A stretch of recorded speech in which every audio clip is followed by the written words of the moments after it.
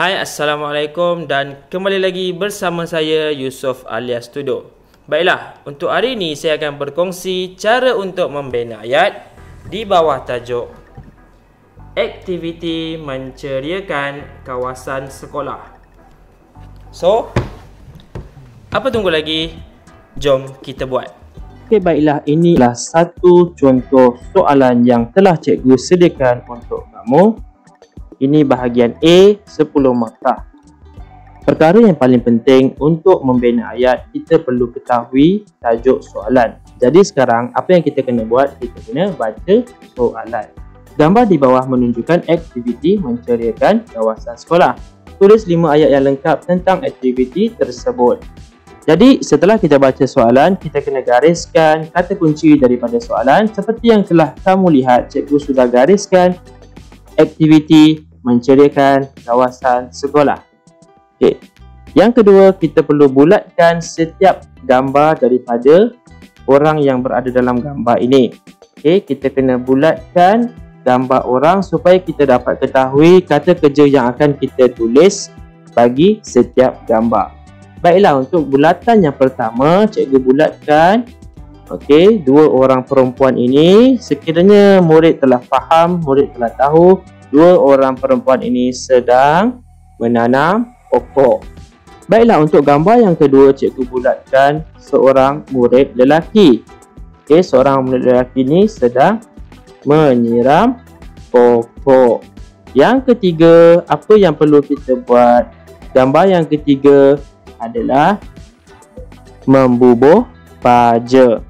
Dan gambar yang keempat, seorang murid lelaki sedang menyapu sampah.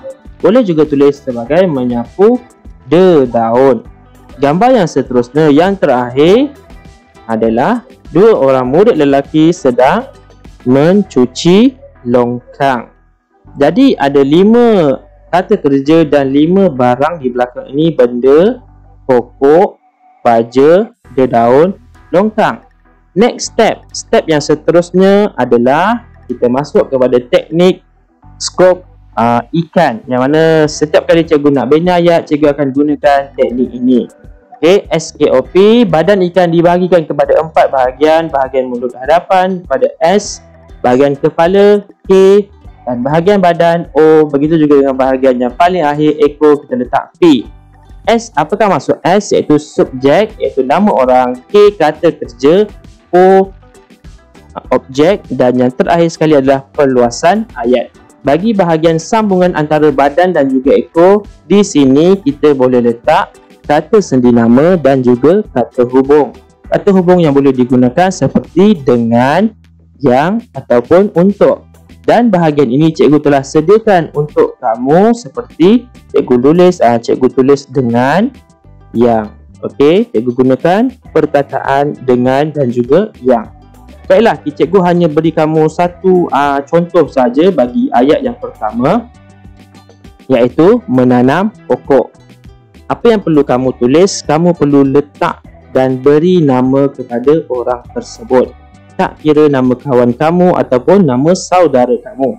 Di sini cikgu boleh letak, sebabkan di sekolah cikgu letak Cikgu Siti, dan seorang anak murid perempuan dia, seorang murid perempuan ni kita letakkan nama dia sebagai Fatimah. Cikgu Siti dan Fatimah sedang menanam pokok bunga dengan berhati-hati. Itu adalah satu contoh ayat yang pertama. Begitu juga dengan contoh ayat yang kedua, ayat ketiga, keempat, yang kelima. Dekat sini cikgu dah sediakan K, O dan juga P. Apa yang murid perlu buat? Murid perlu hanya tambah nama, tambah subjek pada bahagian S. Kamu hanya perlu fikirkan nama mereka dan jadilah satu ayat yang lengkap. Sekiranya kamu hanya tulis Ali sedang menyiram pokok, di situ kamu hanya dapat 1 markah. Tetapi untuk kamu dapat 2 markah bagi satu ayat, kita perlu letak pada bahagian P dengan kata hubung dan juga kata adjektif di bahagian belakang.